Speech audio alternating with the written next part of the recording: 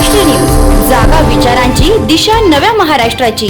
आपण पाहत आहात GD9 महाराष्ट्र न्यूज।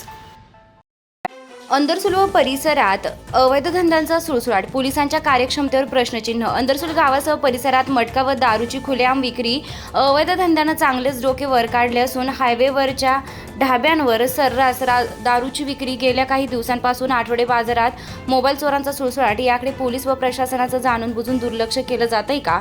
या धंद्यावाल्यांना अभय कोणाचं, असा संतप्त सवाल आता अंदरसूलकर उपस्थित करत आहेत। याबाबतचा सविस्तर आढावा घेतला आहे गजानन देशमुख यांनी।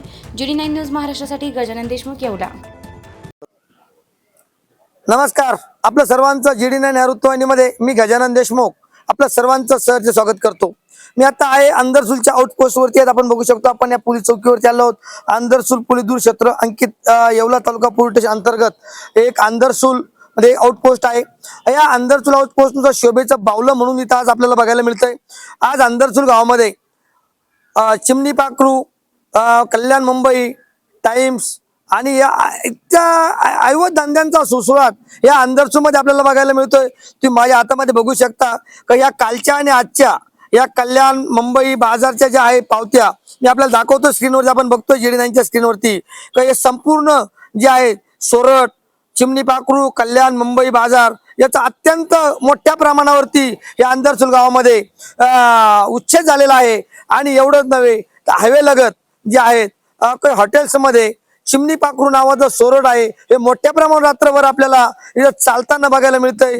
तेवढंच नव्हे तर अंदरसूलच्या हायवेच्या कडेला जेवढे हॉटेल्स आहेत हॉटेलमध्ये देशी विदेशी दारूची मोठ्या प्रमाणावरती विक्री होते। बारम रोड असेल, अंदरसूल हायवे असेल, बस स्टॉप असेल आदी भागामध्ये जे आहे तर मोठ्या प्रमाणावर दारूची विक्री होते। याला अभय कोणाचं, हा सर्वात मोठा प्रश्न आता निर्माण झाला आहे। यावरती पोलिसांचं दुर्लक्ष का? पोलीस जाणून बुजून दुर्लक्ष करताय का? आणि एवढंच नव्हे तर अंदरसूलच्या आठवड्या बाजारामध्ये गेल्या काही दिवसांपासून मोबाईल चोरींचा जो सुळसुळाट आहे हा मोठ्या प्रमाणावरती सुरू झालाय। माझा स्वतःचा मोबाईल आज चोरांनी चोरून 3 महिने झाले, अद्याप त्याचाही तपास लागलेला नाही। त्यानंतर 3 महिन्यामध्ये भरपूर असे मोबाईल सोन्याच्या पोती जे आहेत या आठवड्या बाजारातून चोरी झालेल्या आहे। पण याला चोर पोलिसांना सापडत का नाही, हा एक मोठा प्रश्नचिन्ह निर्माण झालेला आहे। सर्वात महत्त्वाचं जर म्हटलं, अंदरसूल हे येवले तालुक्यातील सर्वात मोठं गाव म्हणून ओळखलं जातं। या अंदरसूलची लोकसंख्येचा विचार केला येथे पोलीस प्रशासन पोलिसांची संख्या जरी कमी असली पण येथे पोलिसांचं कोणावर वचक आहे का? आणि एवढा मोठा हा आर्थिक व्यवहार उलाढाल या 2 नंबर धंद्यामधून अंदरसूल मधून होते। याचं खरं जर बघितलं तर आज चिमणी पाखरू सोरठ ज्याला म्हटली जाते, कल्याण मुंबई हे ज्या प्रकारचं आहे अवैध दारूची विक्री अंदरसूलच्या काही भागामध्ये इरिगेशन कॉलनीच्या परिसरात मोठ्या प्रमाणावर देशी दारूची विक्री 24 तास विक्री होते। मग याकडे पोलिसांचं दुर्लक्ष का, असा प्रश्न आता दबक्या आवाजात अंदरसूल करायला लागले आहेत। तर जर बघितलं तर आज या अंदरसूल गावामध्ये एवढं मोठं गाव असताना येथे पोलिसांचं वचक राहिलेलं नाहीये।